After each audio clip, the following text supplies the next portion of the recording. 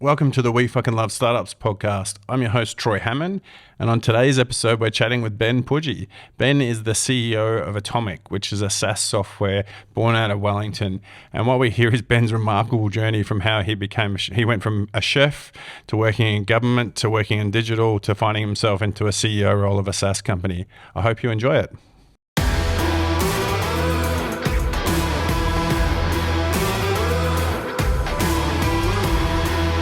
Kia ora. Thanks for tuning into the We Fucking Love Startups podcast, brought to you by Talent Army. It's like biblical times, like pre and post COVID now. You're like, I'm like, how long is it? Oh, yeah, it was before COVID, pre-COVID. Yeah, PC, AC. Yeah. I was in Melbourne maybe 3 weeks ago, and I mean, aside from the fact that Melbourne seems quiet, like really quiet, you take those classic flights in and hit grid traffic, and the same on the way back. Like it just was quiet. Aside from that, it felt like, I guess Melbourne folks were maybe they're taking longer to come out of the kind of the down cycle of COVID emotionally. Like well, they had the longest lockdown, and just so many of them are still like dragging themselves into the city to build the new routine to be in the post-COVID thing. Like they definitely seem further back, and we were trying to get people out to meet with us, and even socially, and we got them out, but many of them were saying like, I'm good for an hour, and then I've got to go back, and we're not used to this, and I've got to make childcare arrangements, and like it's changed everything. Do you think it's changed them, like almost like the psychology of people, right? In terms of everyone's all of a sudden become a lot more introverted.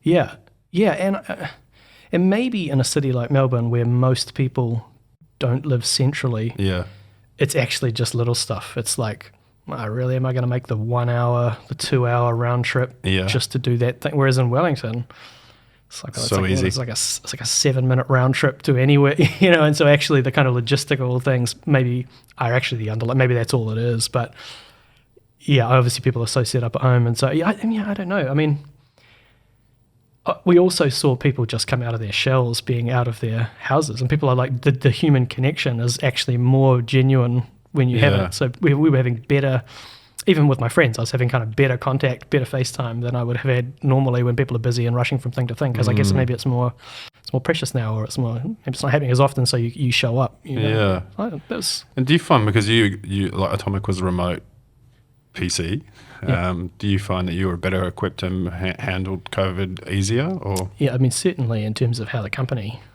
runs, not in terms of managing people who work in startups understand what it's like to work with uncertainty and live with uncertainty, but COVID gave an uncertainty to people that I think was hard to kind of pin to something. It was just sort of general uncertainty. It wasn't like I'm going to get sick, or it wasn't I'm going to lose my job. It was just everything became uncertain. And so I think when people are working remotely, they're not going to communicate about that stuff as much as they would normally. And so while there was a good foundation of talking about our work uncertainty and our business uncertainty, a lot of the human uncertainty wasn't any better managed because we were good at generally managing that sort of remote dialogue. So yes and no. I think we hired good people during COVID, and that was interesting. Like, is that because you're equipped to hire good people? I think so. So we were well placed to kind of, I guess, meet and judge people's fit for our team as remote people, because that wasn't our first rodeo, and so we weren't making too many rookie mistakes about that person seems good, but actually now that we work with them, it's bad. So definitely was some preparedness, I think. And how do you, as a CEO of a company, when something like COVID hits, like what do you do?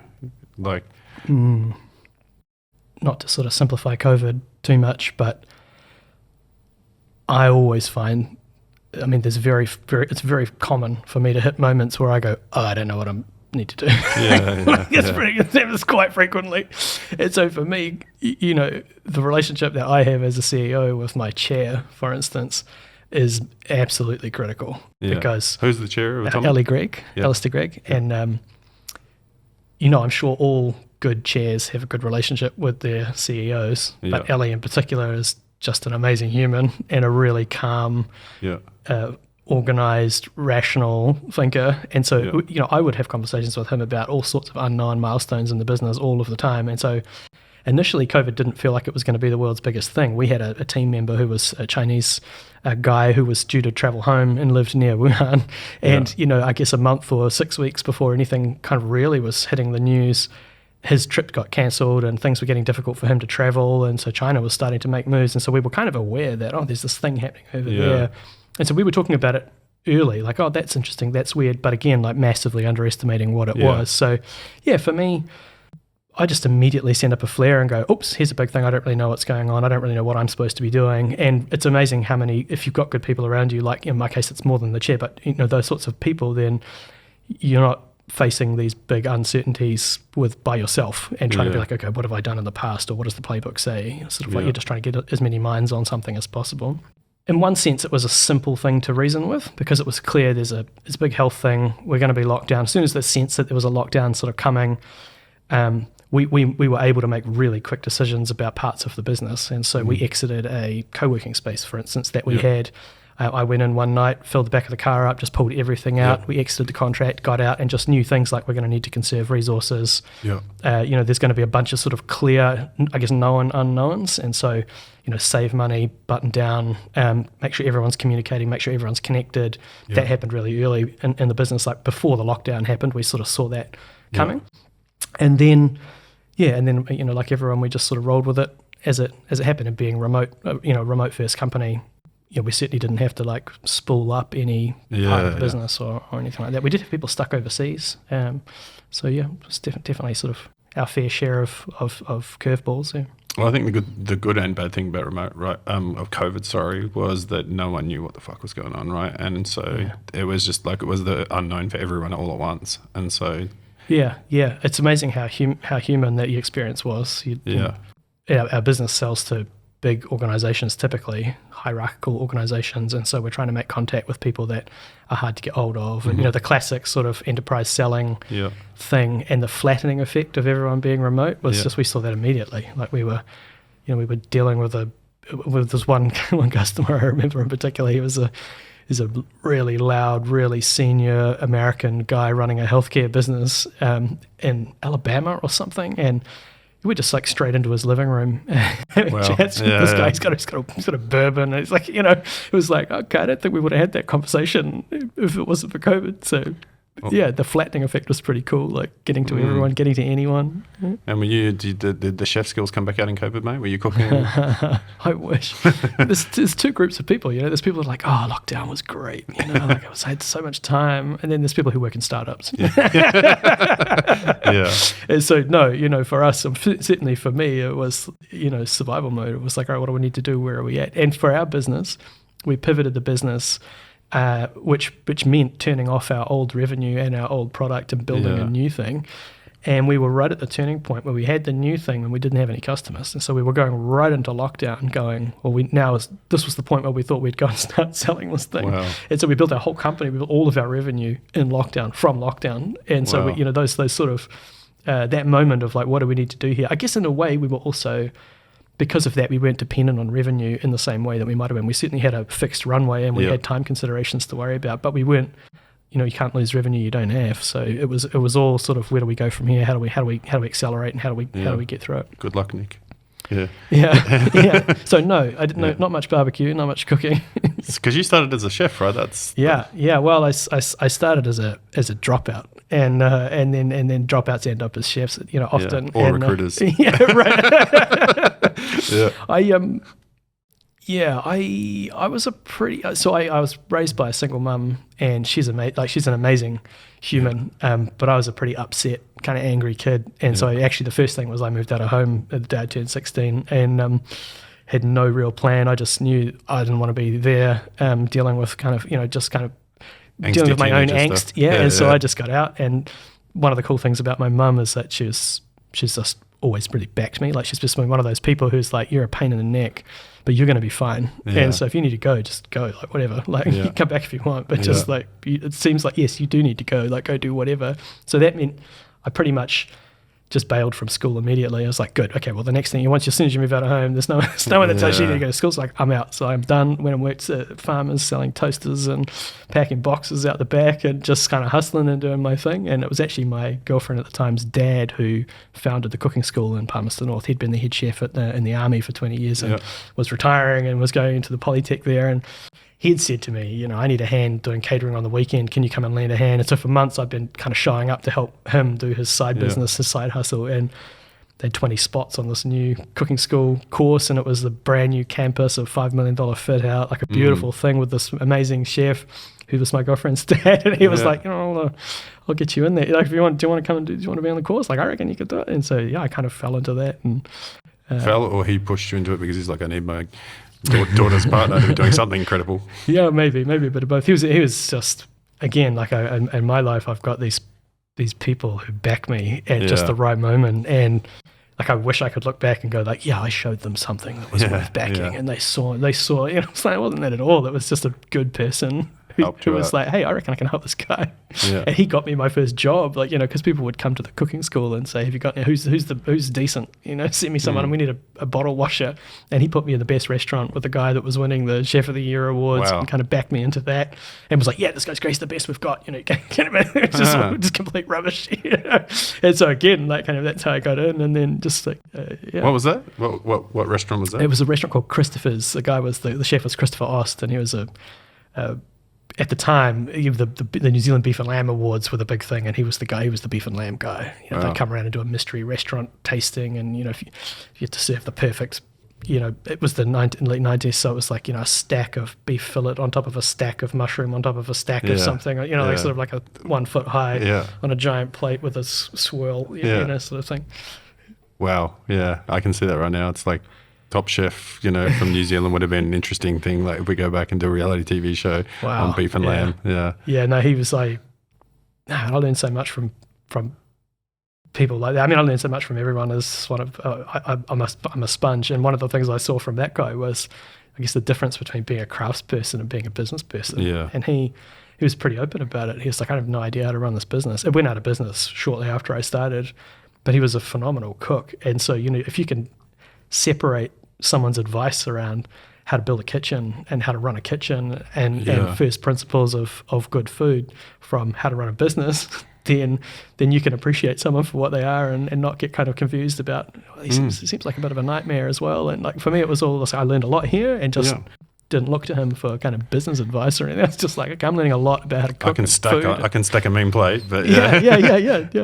I remember having a conversation with a chef once and talking about startups, and he was like, startups and cheffery are all very similar. He's like, normally you have a real super creative person, if they're the restaurant owner as well, and they're really hard to work with because they've got a vision they're not very good at because they haven't been in business before about sharing that vision or running the mechanics of operating that vision. And I was like, there's a lot of founders I know very similar to that as well. Yeah, so, I mean, I think that's true. I think fundamentally, people that start startups and people that love to be early in startups when they're actually starting up are creatives. Like you're creating something. I mean, by definition, you're creating something that doesn't exist. And chefs are creators for sure. They show up every day with stuff that doesn't exist and assemble it and make it and kind of make it in their own image and make it how they want it to be. And they conjure things and and so there's definitely parallels there. And also the style of work. Cooking is an iterative process. You do the same thing over and over and over and over, and you get better and better and better and better and better at it, even though you're producing the same 90s beef fillet steak. You just the last one's better than the first one. And so I think you get without even thinking about it, without intellectualizing it, you get this. You're good at doing the reps, like you're good at showing up and doing the work, which is pretty important in startups. So what made you decide to leave cooking then? I realized it was a terrible profession. I mean, I don't know which came first, the burnout or realizing. I think when I qualified from cooking school, I'm pretty naive about lots of stuff because I didn't finish school. I didn't go and get an education. I didn't get a proper education, so I didn't really understand the mechanics of how businesses worked or how being an employee worked or whatever. And so like getting paid and what you're supposed to do with money, I didn't know anything about any of that. And so I got paid what they offered to pay me. And the day I qualified, I just thought, now I've got a qualification. I should probably go back and see if I get some more money, because like I'm qualified. I don't know what that means, but like I'm the same guy I was yesterday, but I'm qualified, so I should go back. And he was like, "You're right. We should pay you more. We're going to move you from $8 to $8.30 an hour." And I just remember being like, "Oh, okay. I think I just learned a lesson. Like this is so. Is that what the increments are? Like, is that how that works?" Like in my head, I'm sort of like, okay, so in like 5 years, it might be like, what, $9? Like, and then I started looking around. I came to Wellington. I looked at some of the fancy hotel restaurants, which were the big gig at the time. And it was like, you might get a $20,000 a year salary as a 20-year-old working 80-hour weeks. I was like, this doesn't seem seem very smart. As it happened, a friend of mine who was much the same as me, also had no idea it was on the benefit. And this always sounds like a made-up story. This is exactly how it went. He came to me and he goes, "You could earn more money if you're on the benefit." And I was like, "What's the benefit?" It's like, "So the government gives you money." And I was like, "Yeah, but what do you have to do?" He was like, "No, they give it to you because you're not doing anything." And I was like, "This sounds amazing. Like, tell me about this." And he was like, "Well, you just go down and you put your name on the list and they give you the money." So I went down. This is work and income employment service back in the day, and I met with a guy, and he said to me, so you're going to get the benefit? Yeah, I've got a job, but I go to get the benefit. And the guy goes, "Oh, that's not how it works. You can't have a job to get the benefit." I was like, "Cool." Went back the next week because I quit my job. I went back the next week and I was like, "Right, we solved that." Like I didn't, kind of that was the last straw. I didn't need to come out. So where's my money? Tell me about this benefit thing. He was like, "Oh, that's not really how it works." And so I was like in a 12-week stand down because that's not what you're supposed to do. So 12 weeks of sort of nothing and just scratching along. And then I got a phone call saying, as it happens, this very government department is merging with another one, and we're building a call center like just down the road here, and we're hiring like 80 people to like answer phones. Do you want to like tip your hat in for that? And so I was like, "Yeah, I don't know what that means, but yes, like whatever that is, like how much does that pay?" Yeah. He said, $35,000 a year. I was like, "Oh my God, sign me up immediately. Like whatever that is, like I'm in."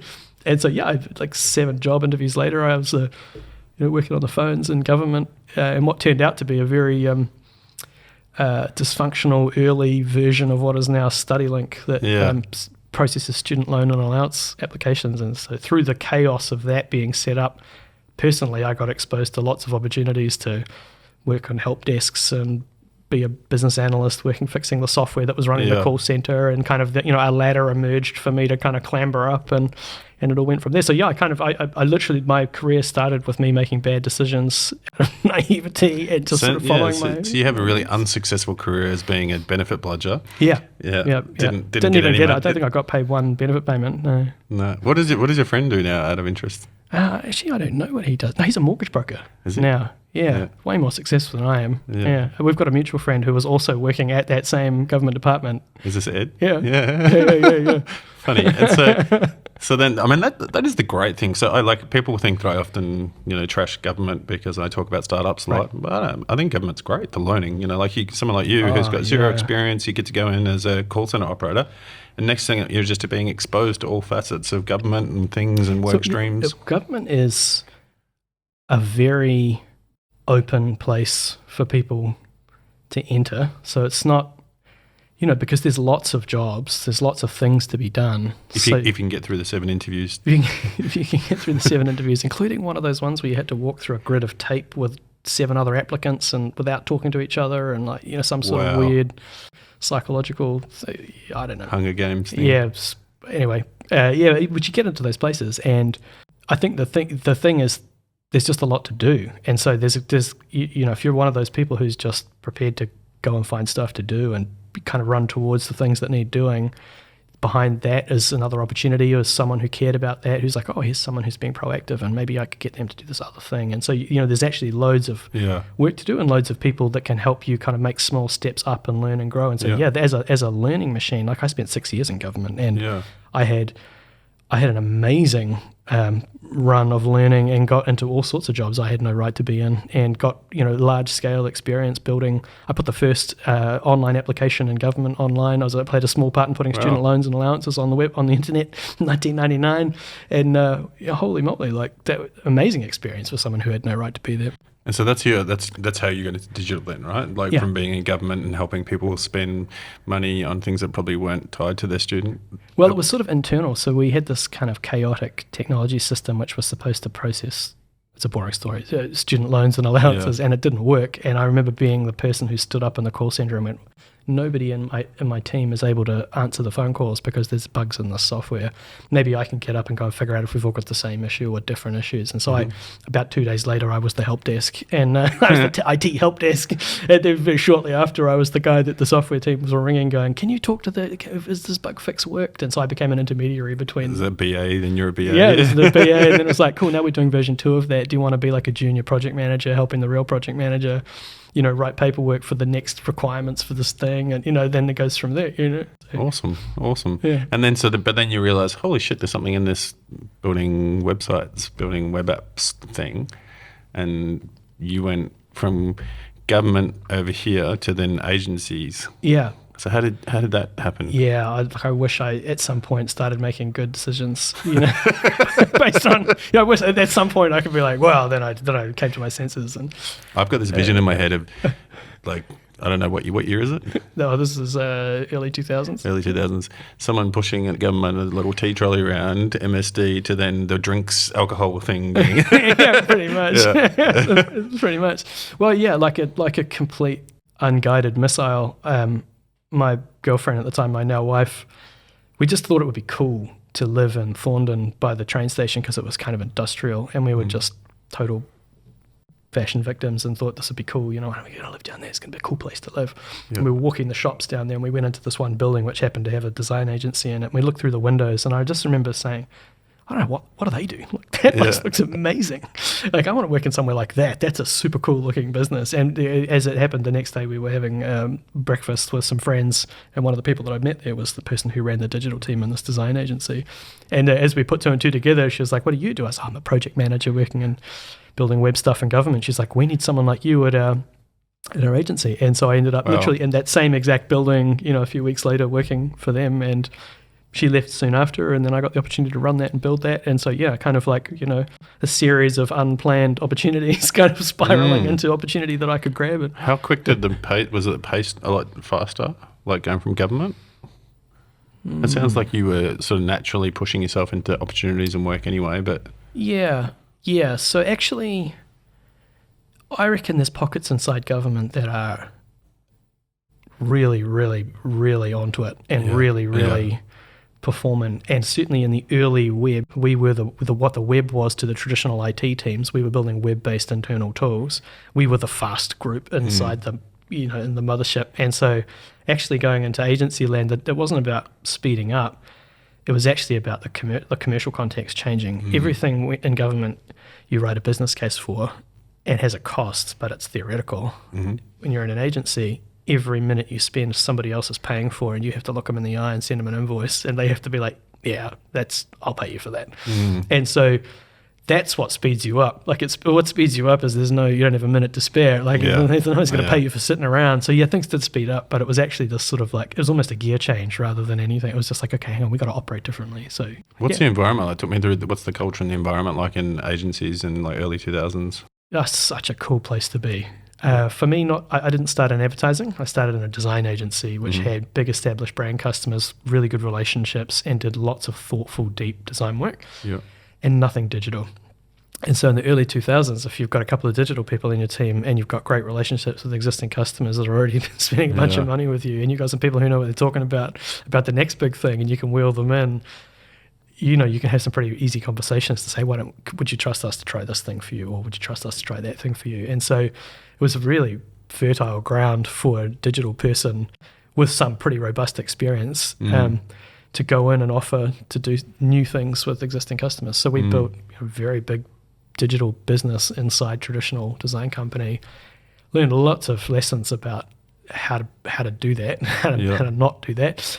Still largely project work, hand to mouth, very time people intensive work. So you can get off track pretty easily and end up losing lots of money and over promising and under delivering. So lots of lessons, but just again another really good proving ground. So actually I feel very fortunate that I was in this digital scene early when people were both open to trying stuff and nobody really knew what they were doing, and so there was kind of generally a high acceptance that, I may as well give this guy a chance. He's likely to figure it out as the next person. So awesome, loads of opportunity. And then headhunted?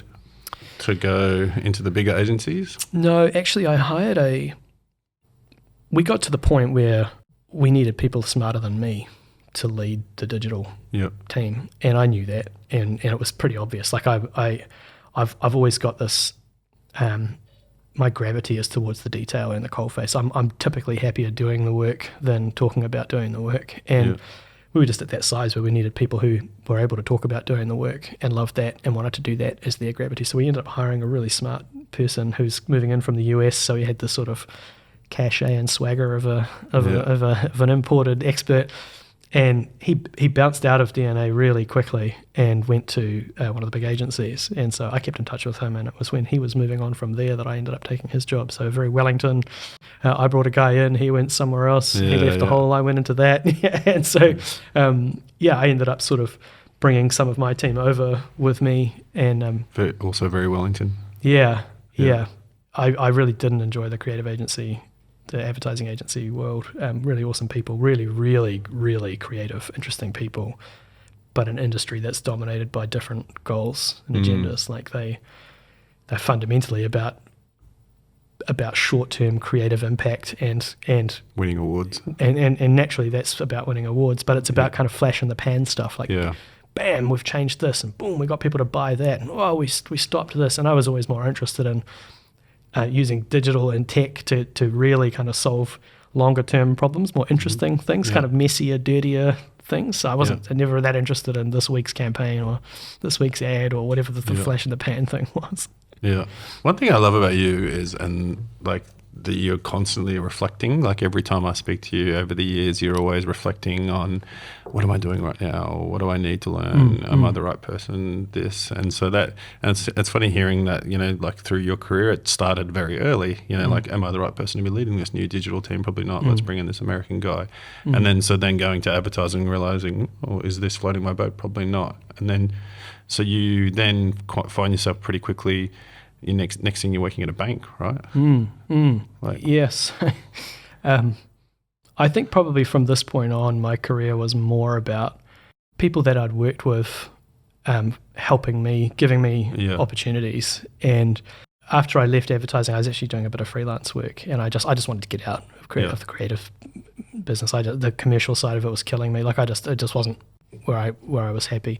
So I'm just going to go on freelance and do some contract work for some people I know will pay me to do what I do. And some friends said, you should come and work at a bank. And I was like, this sounds terrible. Like I remember just being like, I can't think of a worse thing than working at a bank. Like, why would that be cool? And they were like, well, because we're here. And it was like, all right, I'll give you, let's talk more about that. And so they then shared, well, actually, I guess the same thing that had happened in digital, the same thing that had happened, in government, and the same thing that happened in the agency was happening in the bank, which is we're pouring all this money into digital transformation. They're a little bit behind everybody else. They're like, well, that's all happening now.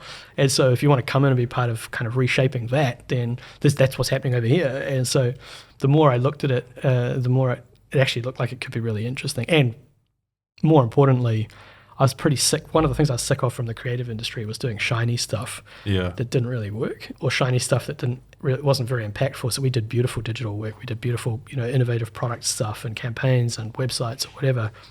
Working at the bank, the opportunity was to go and work on the back office fulfillment of online applications for credit cards. It was, stuff that was like about as unsexy as it gets. And for me, that was a bit like, oh yeah, that's interesting. Like I've been working on the shiny stuff. I'm sick of that. Like that's kind of, that's a junk food diet. I want to get into the weeds. I wanted to get into the stuff that actually moves the needle. Yeah. And so actually that was what got me interested.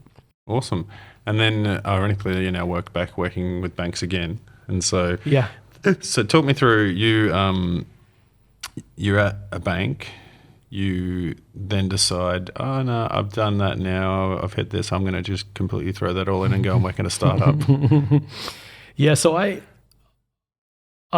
had you thought about, talk me through that process, right?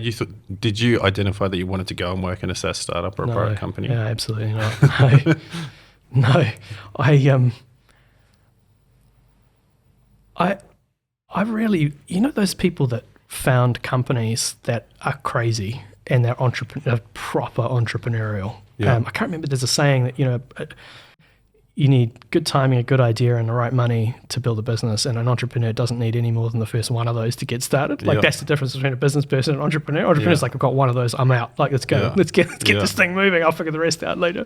I've always looked at those people and just thought, they're crazy. Like I don't have that instinct. I need at least two of those things. I need a good idea and the right timing, or a good idea and the money. Or so as a result, I'd looked at startups and they just felt super risky. Like they just felt like, and for me as a kind of what had tended to being a sort of ladder climbing trajectory of like, oh, I've got this next opportunity, this bigger job, stability was a feature for me.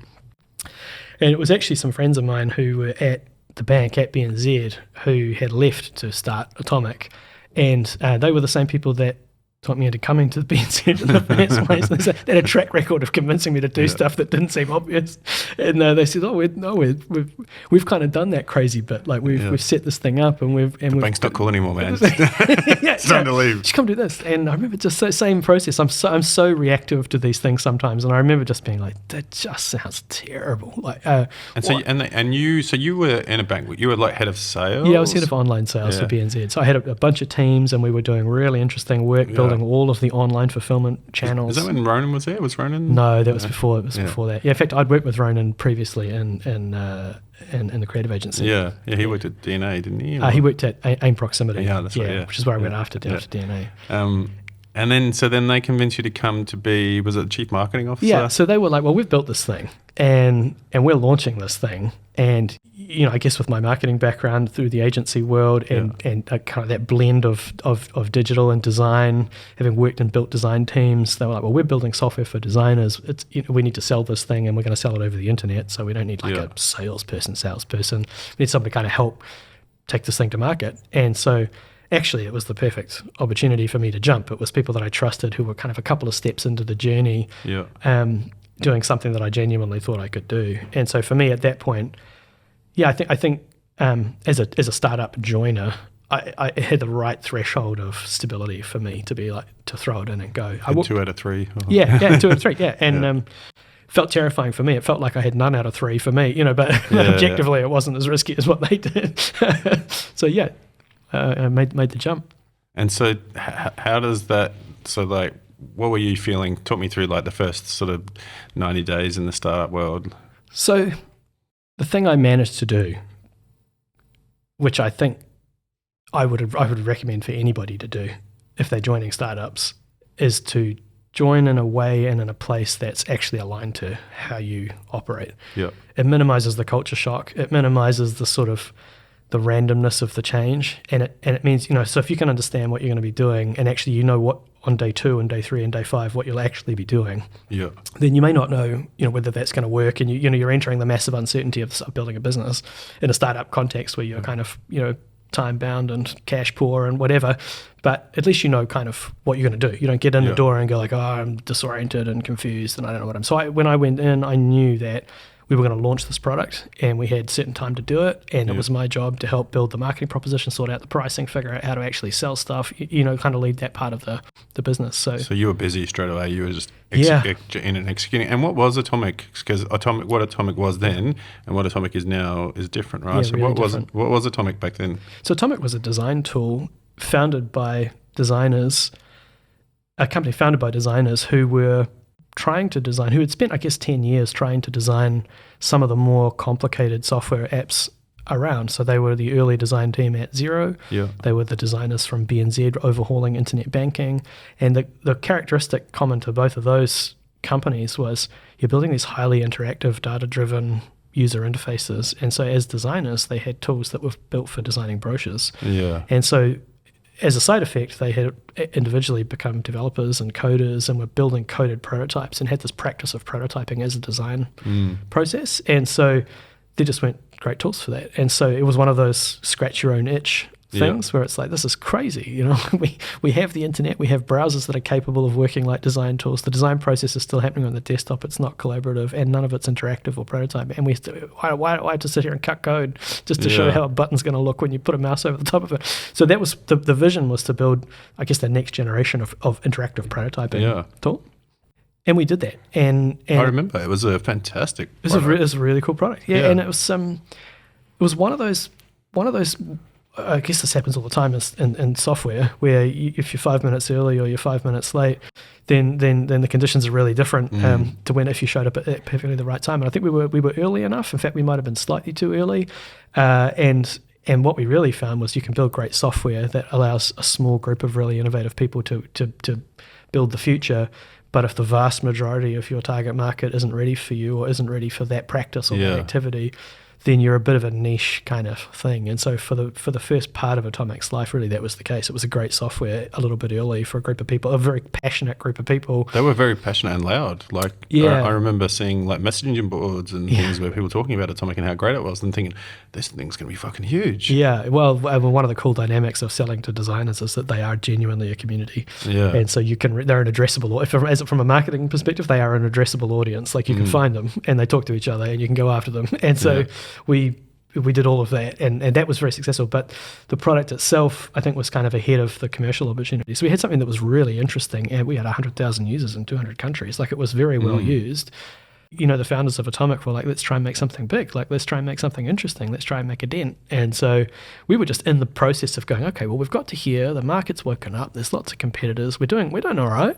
Yeah. What do we do? Like, we're probably going to need tons of more additional capital if we're going to fight the new entrants and keep up. Because there was heaps popping up. And all the incumbents had woken up. There were people that were coming out of stealth. There was 18-year-olds getting $300 million worth of fund. Like, it was just like, boom. Yeah. And it was through that process that one of the opportunities was to do a pivot. And it came to us, and we looked at it and just went, yeah, it was awesome. Let's get into this, right? Because this is a huge thing for a startup to... I remember the sunsetting Atomic product thinking, holy shit, you're going to like go completely pivot, and thinking that's such a bold move. Yeah. So were you in the stage where you were trying to build the company and someone brought something to you and said, what do you think about pivoting? Mm-hmm. And is that the case? Like, I think I know the person and the case. Sort of. So, we had known for probably 6 or 9 months that it was going to be tough to continue to fight, to continue to build and to continue to grow. And so, and one of the lesser known things about Atomic is that the early investors and the early team had experience. So they had come from Xero, and some of the experience, some of the shareholders had come from Trade Me, and I guess they were the New Zealand's experts because this wasn't their first rodeo. And so a lot of the conversations in that year were, okay, well, we have time and we have options. So if we don't think about what we're really going to do and how this thing's going to take off, we'll find ourselves in a situation where we don't have any time and we don't have any options.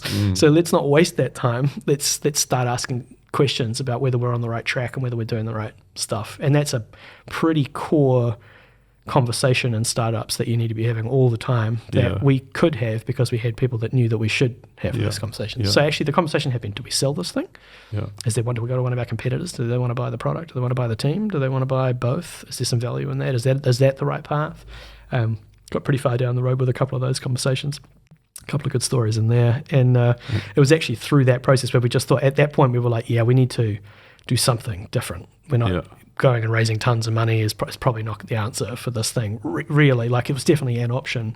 But through that sort of hand-wringing and exploring and just really diligently looking at options, one of the conversations was with Rod Drury, who was not long out of Xero and had been, I guess, personally all in on Xero and aware of Atomic. Obviously, some of the founding team were working on Atomic, but... Because Rod was an early investor in Atomic. No. So at that point, he was aware of Atomic, but he'd just been all in on Xero. And so this was shortly after he'd exited the CEO role at Xero. And very Wellington story, we were working in an office that happened to be in the apartment building that he was living in, and we bumped into him at the cafe. And there's just one of those conversations where it's like, oh, what are you guys up to? Yeah, that's right, you're doing a thing with design tools and whatever. And he didn't know any of the context. And so one of the founders of Atomic got chatting with him, and Rod's a product guy at heart. He's like, show me, don't give me the spiel, show me the product. Like, just shut up and show me the product. And so he had a look at the product and he was like, very Rod, his eyes light up and you can see his brain's, there's fireworks going on in there. But he sort of,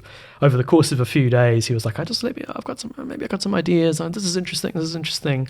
And within a very short span of time, he had sort of, I guess, looked at our product, thought about our business, and seen a different a different slant, like a true sort of pivot. He's like, well, what if you looked at it like this? Like, what if it wasn't that? What if it wasn't a tool for making throwaway designs that get used once and early in a design process? What if you use this low-code editor you've built for business non-technical people to construct interactive things? And what if it actually produced actual product? Like, what if it was like a way to build bits of an app? Like, can you not build the thing that just takes it the final mile? And what if Rod, being a kind of cloud and data guy, was like, and what if this parts of the product were initiated and triggered and built because of data that was coming at that platform from the cloud? Like, what if you could take events and notifications and moments that were happening inside of an app, push them to this platform, have it create bits of an app experience, and proactively push it into it? It was basically a way of, he just was rethinking how our product could be used to build apps. And so he kind of packaged this up in an idea called action cards. And really the story he gave us, which kind of captivated us, is like, well, even Xero, he was like, we've built these apps, we've built these products that are powerful, we've put them in the cloud, and they've got all this data and they've got endless compute power, but what do? Like, they wait for the user to log in. It's like, and then when you log in, the app is basically like, what do you want to do? Yeah. You're like, I don't know. I want to sign off some leave and check my balances. And he was like, but the computer knows what you need to do. Like, it's got the data. It knew 3 days ago that if you don't pay that guy now, then tomorrow you're going to be in trouble. Mm-hmm. And he's like, so what? But it doesn't tell you. It has no way to tell you that this is the thing that you need to be focused on. And so he saw this future where apps should be proactive. There's a responsibility for someone who's got your data and has compute power to put it in front of you in a way that's like, hey, so here's some things you need to know about. This is happening in your business. Do you want to, yes or no? Do you want to approve this leave? Do you want to pay this invoice? Do you want to sort this thing out? Do you want to remind this guy this thing? He was like, why does the software user have to figure all this stuff out when the system has all the answers? And so what he saw was what he described as an action card, and it was basically a little bit like a notification with little buttons on it that allowed you to say yes, no, maybe, remind me later, see less of this, kind of like a social media stream or a social media feed, but inside of an app. And he described it in a way where he was like, well, imagine if every app, every bank, imagine if Xero, imagine if all these companies had this type of experience when you logged in, where the app is doing a bit more of the work for you. It's like, well, what would it take for those companies to ship that kind of experience? And this is where Atomic comes in. He was like, well, what it would take is some sort of framework where they can create dynamic content, where they can, where every person who logs in, when you log in and when I log in, we see the stuff that matters to us individually, not the same generic interface. So it has to be a data-driven system. It has to therefore be some sort of data plus templates. So data plus templates equals kind of little bite-sized interactions. He's like, well, you've built the bit in the middle. You've built essentially a powerful tool for building interactive templates. And so it was this kind of weird extrapolation of a prototyping tool into this whole other thing. And then he kind of brought it back down and was just like, by the way, this is not a problem that's limited to one vertical or one company. Every app should be like this. Every app that's got data in the cloud and is kind of transactional this is the future of apps. Like, apps should be proactive and very personalized and very like, hey, what do you want to do? Yes or no? And so we get the opportunity to build that. He's like, and you've already built part of it. So then what the fuck do you guys do? You like... well, like all big Rod ideas, the first thing you do is sit there in silence for a bit. I hear there's a term for that. I used to know a lot of people that worked with Rod in the early days, and it was the Rod bomb. Right. He'd come into the room, drop a Rod bomb, and then like people would just be like, fuck, I think we need to do this thing. And it was usually pretty good. Right. Well, you're going back to the fact that a lot of people in our business had worked with Rod before. There was a lot of people in our business who were good. What did you personally think? Did you think, this is the thing, we need to do this? Or were you like, holy fuck? Yeah, immediately it was exciting for me. Yeah. And, I'm not a designer, and I enjoyed our previous product, and I got pretty good at that space and dove in and became a domain expert on that. Yeah. But before that, I had been working at the BNZ trying to tell people in the mobile app that their home loans needed to be renewed, and I had no way to do it in those channels. And so immediately I was taking back a job going, oh God, well, where was this when I was running online sales for a bank? Like, are you telling me I should be able to proactively communicate with customers inside the mobile app that they have in their pocket at all times? Not a shitty text message or an email. Securely in a way that's interactive, that's like, wait, yes? And so I saw it immediately, a few of us saw it immediately, but it was just one of the things that Atomic could choose to do. And so really what followed was a bunch of people with a good amount of experience just unpacking the idea and going, is this a thing? Yeah. Do we believe this? Is this a product idea or is this a business? Yeah. Are we actually able to repurpose a lot of our experience or our product or whatever? Like, is this a thing for us? And I mean, obviously, as history suggests, we, 10 years ago, we were like, well, this is a thing. We need to do this. And so I immediately was taken back a job going, oh God, well, where was this when I was running online sales for a bank? Like, are you telling me I should be able to proactively communicate with customers inside the mobile app that they have in their pocket at all times? And so immediately I was pretty quickly went, yeah, this is pretty exciting, it's pretty interesting. A lot of unknowns, a lot of uncertainty. But actually at the core of it was a belief in that core idea that if apps in the future will behave differently, someone's going to have to change how they're built in order to deliver that. Why not us? We've got a vision for that. We can clearly build good software that can do innovative things. Like, we're good at building product, and maybe we can be better at commercializing that against this idea. Yeah. But then didn't some business change happen pretty quickly? Like, some people leave the business, or?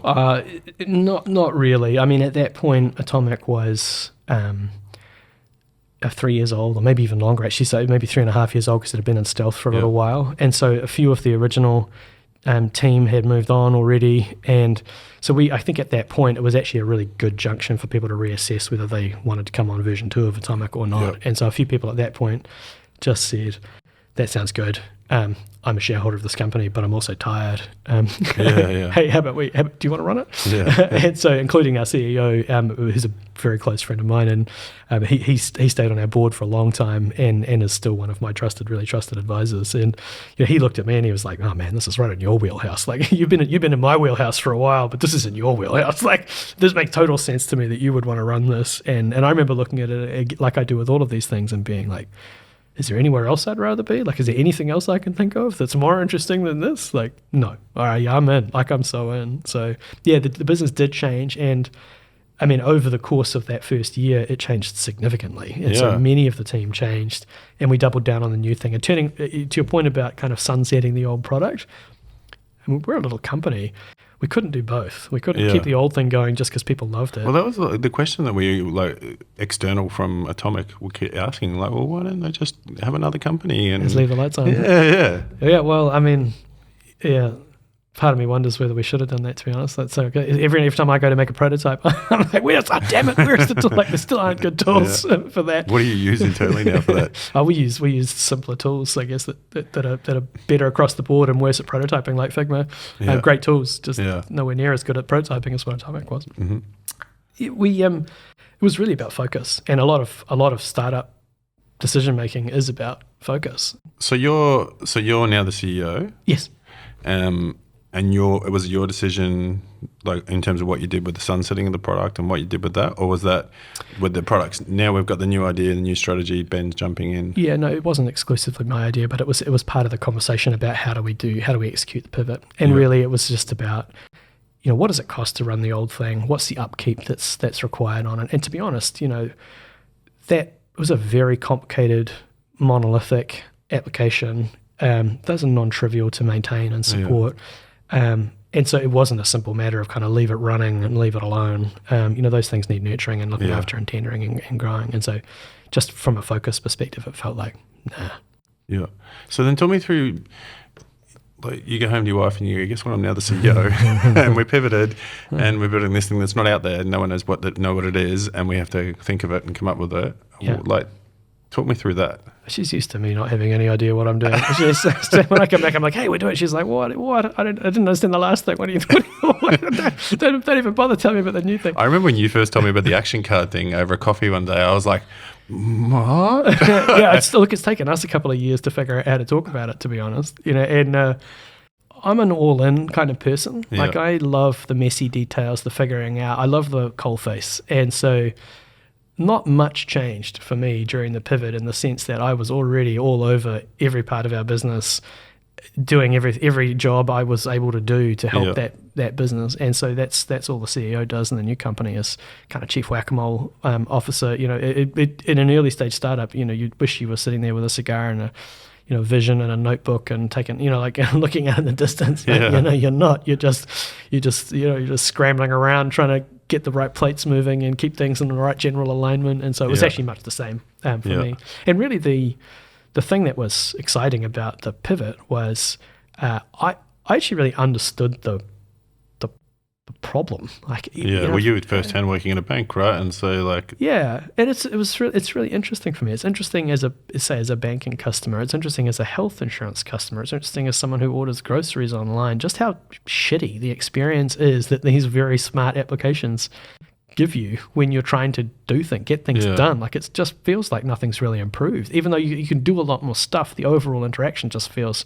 It's kind of crazy when you think about it, right? That we have like intercom, right? Mm-hmm. That's like, hey, you're on the website. What do you want to do? Yeah. And then iterating on that, like, hey, well, you've come to a recruitment website, and you probably want a job. Do you want to look at our current jobs, or do you want to do this? And we know that you've done that. Yeah. Like it feels like it's a fucking cool thing, man. Like in terms of what we're doing. Yeah, totally. And what's interesting if you look at that problem in a big organization is you can't escalate every proactive interaction to a human inside your team. And so things like the chat model start to break down if you're a bank and you're dealing with thousands and thousands and thousands of inquiries a day. So you start trying to box things up. You start trying to get the bots in there, and you start trying to go, oh, that's a question that's been asked before. I'm going to give a slightly generic answer and see if that makes the problem go away. And what happens is what started out as a really high impact interaction starts to become quite a generic interaction. And so there's a real sort of thinning out of the value of that type of interaction. It's cool, and it was the first start of that wave, but it doesn't go far enough. Like if you really take the thesis that the app already knows what it's I guess a little different on a website where you don't know who you're dealing with, but when somebody's signed into a bank and you know everything about them, then really there's an opportunity to just cut to the chase and be like, listen, and there's so much information, right? There's so much information in these big products, right? And there's so much data that you have on these people. Yeah. And so when you're going to an investor and you're saying, hey, we're re-upping, we're building action cards, we're building, Atomic V2, what was your like elevator pitch to say, this is what it is, this is what we're going to build? It was a long elevator road. It's like a 50-floor elevator road, just to forewarned. I mean, really, if you look at most big organizations, you'll see that their customers want to interact with them in their apps. And so there's a huge customer demand to not be on the phone, not be in the branch, not be dealing with them via email, to be dealing with them securely in the app channel because it's convenient and it's good. If you look inside the organization, you'll see most of them are struggling to figure out how to do more of that and how to support that and how to enable that. If you look behind that, see that the reason for that is that every time they try and build a new way for a customer to interact with them, it's like they're carving it out of stone. They've got dev teams that are sitting there cutting code, the iOS team, the Android team, the web team. They're literally like carving these features out over many months and bringing them to the altar and shipping them slowly, and it's excruciatingly slow and painful and expensive. And if you look further into that organization, over to the side, you might find a marketing team who've got a customer data platform, who've got a rules engine, who've got experience building dynamic personalization programs for email, but who are completely shut out of using the app to talk to their customers. And so we just looked at that and went, the customers are there. The organization's trying to keep up and build those channels in a way that's kind of a bit more dynamic and personalized. Over here, they've got people that have the pedigree and the skills, but actually there's a technology gap. What they don't have is a way to very efficiently ship parts of their app that are proactive and bite-sized and interactive. And that's all Atomic is. Like Atomic isn't a way to build wholesale better apps. It's not a low-code platform for doing whatever you want. It's just a way to accelerate how those companies put proactive, actionable interaction in front of customers in the apps. That was the basis of it. And then when you look at the kind of why customers would care about that, it's like, well, because they spend a fortune building their apps. They spend a fortune serving their customers. And at the end of the day, most of their customers are pretty blasé about them and the experience they have. And so there's not a lot of loyalty between you and your bank as far as, based on your experience that you have with them. So this kind of stakes are high, opportunity is now, and those orgs are struggling to do it any other way. So classic technology opportunity. It's like, well, why are you carving those features out of stone? So then how do you go, right, where you've got Atomic over here design, really tight-knit community, really easy to market to them, right, to then, holy shit, we've got probably bigger enterprise in terms of customers now. Yeah, is a massive pivot for us. Yeah, how does that change? Like, how do you, like... Do you bring in different marketers and salespeople? Well, to be honest, we ran Atomic 2, the new Atomic, for 3 years without any marketing. We had a 2-page website, and that was because it wasn't necessary.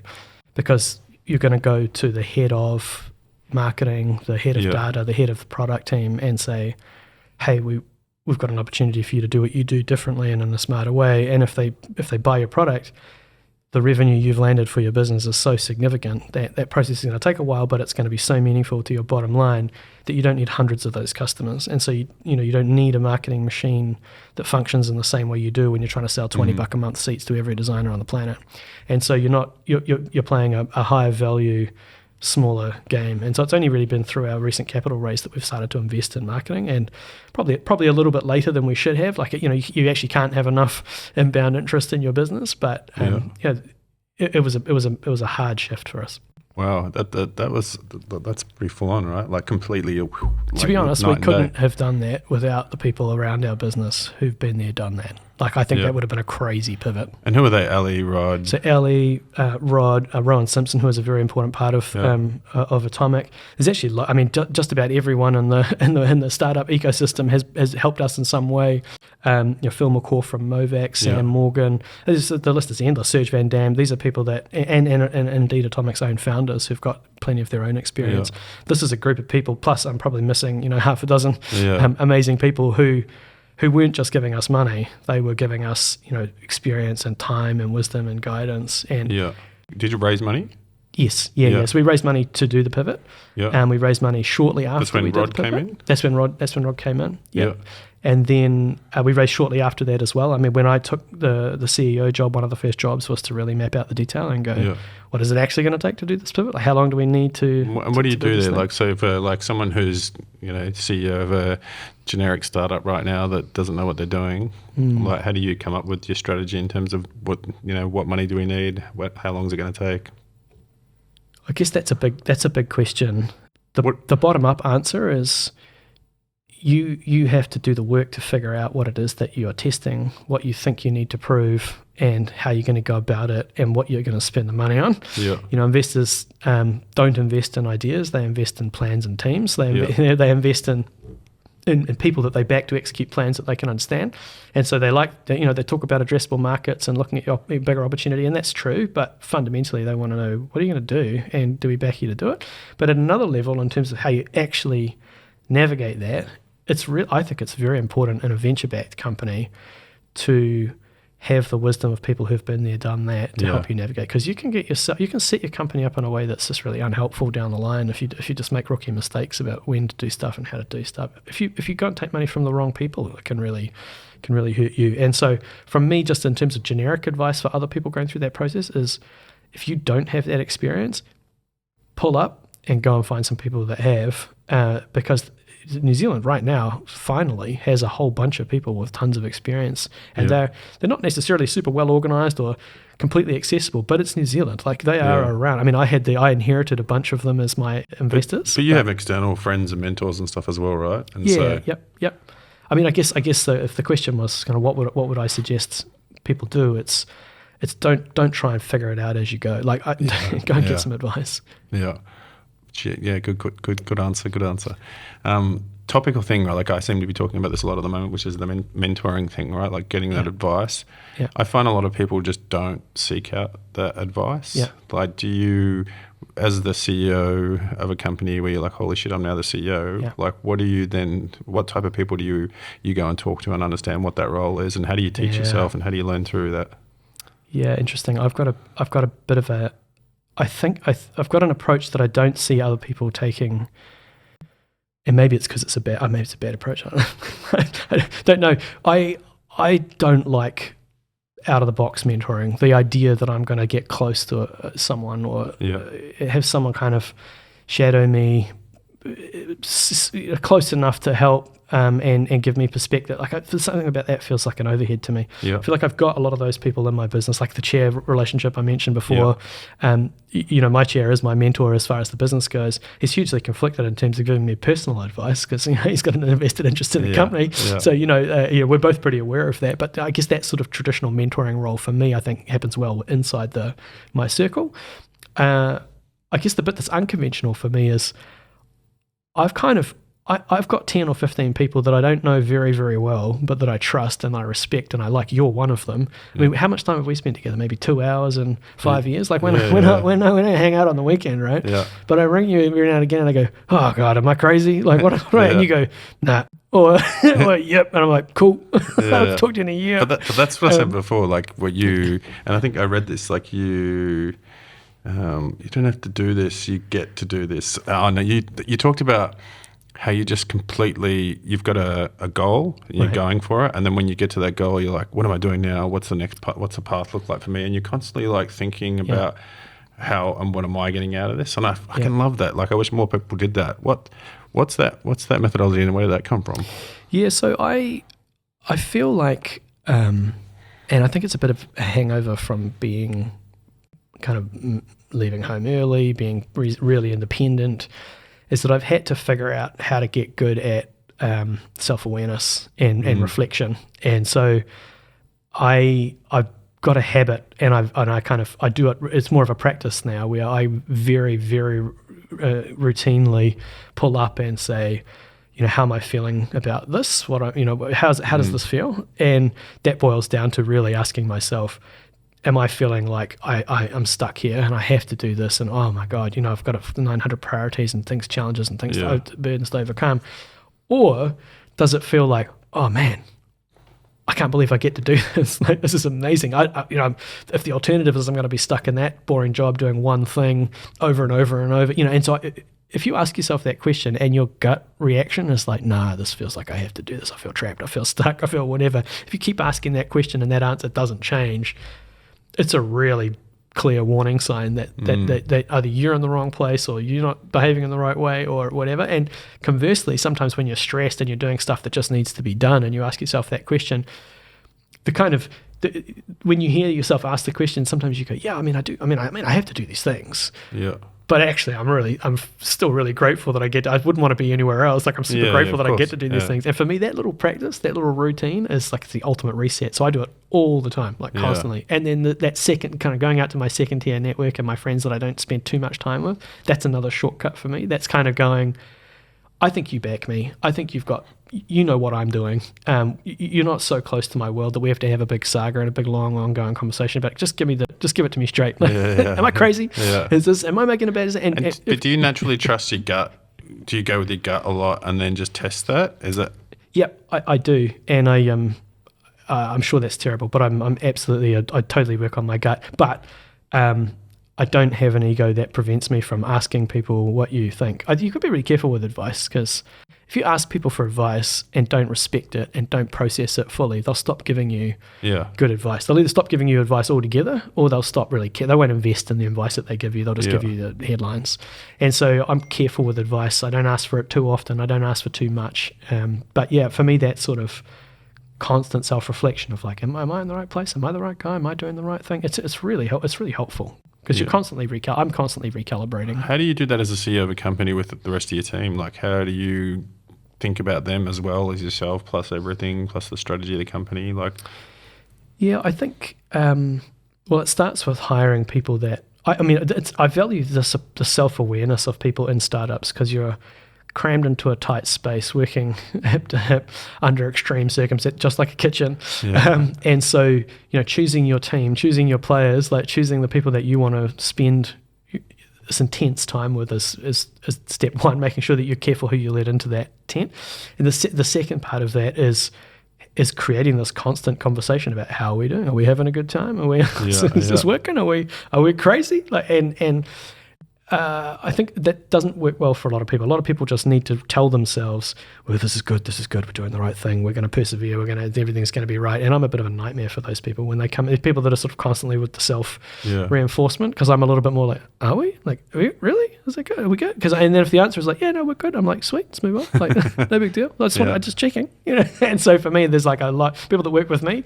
But you guys have a really insanely good culture of people. Like, we're the good litmus test of that, right? Because if people are hitting... You gave us most of them. Yeah, I know. But I mean, if people are coming to us and saying, hey, how you doing, Troy? Like, if I'm seeing someone more in my life, I'm like, oh, you're not happy in your job. Right. And so like Atomic people don't tend to, once they go in, they don't tend to come out too often, right? Right. And so, and you've done that largely without like having a people and culture, person or function that's been mature and the likes. Right. And so is that just because the people generally care, like the exec team or the whole business, or? I think that gets harder as you scale, obviously, and we're starting. It doesn't take 100 people for that to change, that dynamic to change. But it's about first principles for me. It's about hiring people that want to be there fundamentally. So that same question of like, are people excited that they get to do this, or are they going to hit the ground and be like, oh my God, I didn't realize I have to do 6 jobs. Like, you want to hire people in a startup who are like, oh my God, I get to do 6 jobs.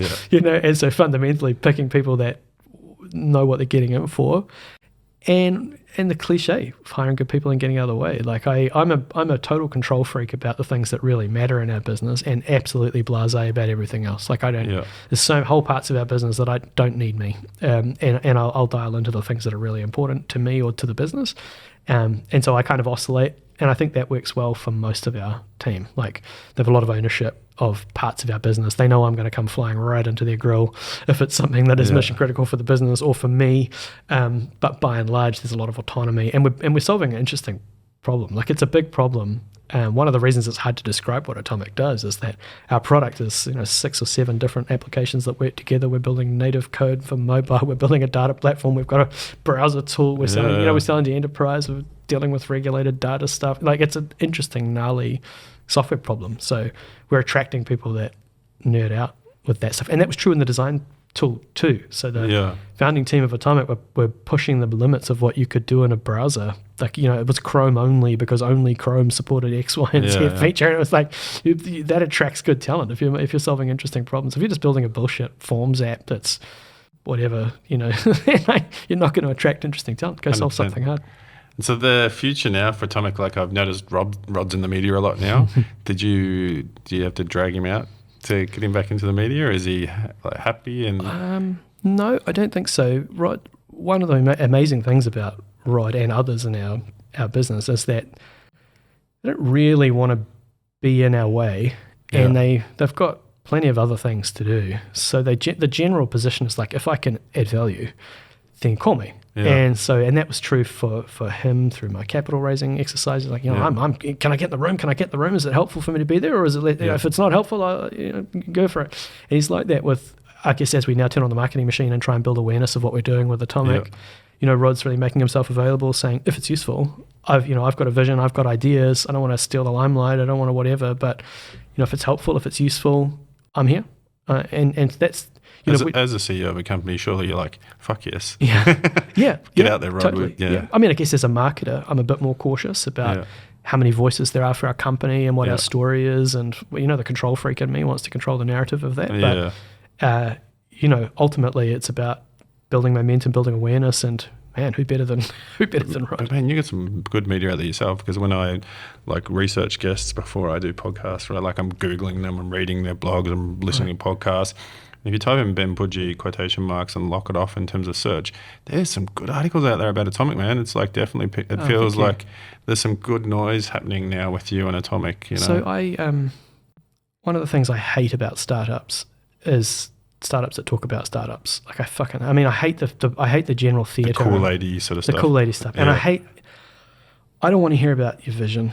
I want to hear about what you're doing, or what you learned, or what you did, or what the impact was. Like, I'm interested in the meaty stuff, and so I couldn't bring myself to be a hype man for Atomic. Really? Now we have customers that are smashing it out of the park in our product, and I'm like the opposite. I'm like that, screaming dad on the sidelines, like, guys, you got to check this out. Look what we did. This is amazing. Look what my kids did. And so we're just at a point where that's kicking in for our business now. So it feels like the time is right to be telling those stories, because they're real stories. It's not just me being a hype guy. No, it's just sitting on panels now talking about and then we had an opportunity to pivot or not to pivot, and we took a design-led approach to thinking about how we did this. Right. Yeah, and because exactly. And so I'm interested in talking about what was hard, what worked, what's working, what we're actually doing. No, this is a great conversation, because this is like that. This is about what did you actually do, and why are you actually making those decisions, and what actually happened. Well, I think there's pros and cons to both, right? So there's I don't want to be slagging off a CEO that's out there repping his or her company, right, trying to do whatever they can because it's a startup world. But I think there's also credibility to when you take a message to market, that it's a good message, that it's strong, and it's not something that you're just trying to like vaporware out there, whatever it may be. You're right. I mean, I've got huge respect for people that go out and communicate about how the world should be. You know, from my kind of marketing and advertising background, there's a great sort of frame around challenger brands, and they say, you know, challenger brands don't go and challenge their competitors. They go and challenge people's perception of what's okay. And they go out and they're like, really? You're happy with that kind of experience from your bank? Like, well, we don't do that.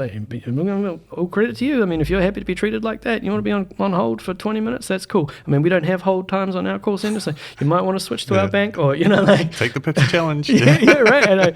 So actually, that's not hype. That's about helping people understand that there's alternatives and there's a better way. And, you know, I could be better at that. I'd love to be better at that. I think that's an area where I could definitely be better. That's pretty much me, right? Awesome, man. Awesome. And so what's next for Tommy? You've just raised a bunch of money again. Yep. The Australian market seems to be very receptive by what I can read online. It's interesting. I mean, we've been very focused with our pivot. So we shut down the old product and didn't try and sell for a period of time. We tried to build a new thing, and we're selling to big organizations, so we needed to build something pretty credible before we could go and sell. You got a good CRO there, Nick? He's amazing. Nick Hearn. He's absolutely incredible. Man, I learned so much from that guy. I mean, and so many of the team.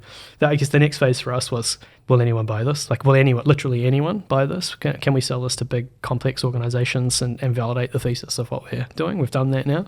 And so really now it's time to go, will anyone outside of this country really buy this? And we've got some customers overseas, but it's really time to kind of ask those next questions. Like, okay, what does it take to sell this thing over there or to someone else? Because we need a pathway to scale that. And so really strong early success in New Zealand, some early success internationally, but really to keep focused on those first goals, we just held ourselves back from trying to be all things to all people. So we're just edging into that now. Aussie may or may not be where we, hit our mark. It's convenient for Kiwi companies, but it's not optimal in terms of, in every respect. But they're quite sophisticated, quite a mature market, and reasonably accessible. So we're having a crack there. But really, it's all about like with everything in startups, it's about trying some stuff, learning, and seeing what evidence we can get about how we're going to grow from here. So we're building team over there. Slowly, carefully. Having a remote team that's largely Kiwis in one time zone is different to having a remote team scattered across time zones. I'm sure you know. And so we're just slowly navigating that. And so a cap raise in one respect is just a bigger target. There's just the next set of goals and the next set of things to try and crack on after. It's definitely not a lolly scramble. We didn't win a prize.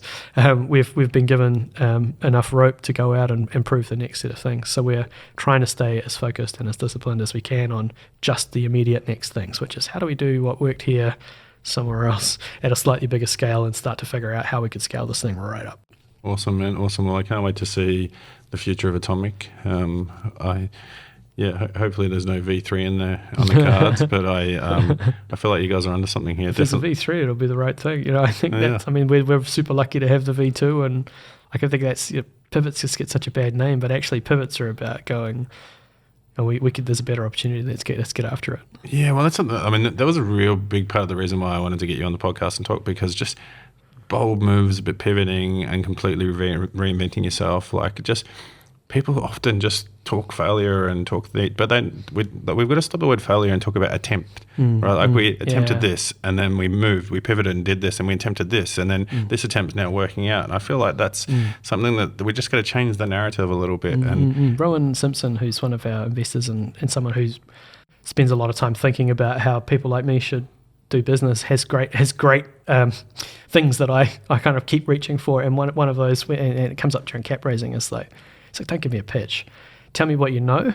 Tell me what you tried. And tell me what you learned. And then tell me what you think after that. Don't start with what you think. Just like, what do you know? As an absolute concrete fact. Like, what have you proven? And then what do you think you know? What do you know? It's a great way of kind of reframing. It's not about failure. It's about, what did you learn? Like, did you actually learn anything? Have you learned anything? Do you know anything? And then it's like, now that I know that, now what do you think? Now what do you reckon? And so that is reframing of failure as well into, like, banking the lessons. You're paying for the lessons. Like, you're constantly paying for, what am I going to try? What am I going to test? What am I going to learn? What do I now know for sure? Yeah. Awesome, man. Awesome. And then last, just to sort of round it off, the last thing I always ask everyone on the podcast, if you've seen or not, is what makes you happy, mate? My family. I knew you were going to say that. I knew if you take one look at Ben's Instagram, you would know that straight away. It's just all his kids and his family, and you know, like I just knowing you that you were going to say that. Yep. I mean, the second thing that makes me happy is the thing that you'll see in my Instagram stories if you follow me for long enough, and that's my woodworking. Yeah. I'm a maker. I'm a musician. I'm a cook. I'm a handsy person, and I spend half my life in the shed building things, crafting things, cooking things. Is that your cathartic turn your brain off time? Like, I think so. I'm a very hands-on learner with anything.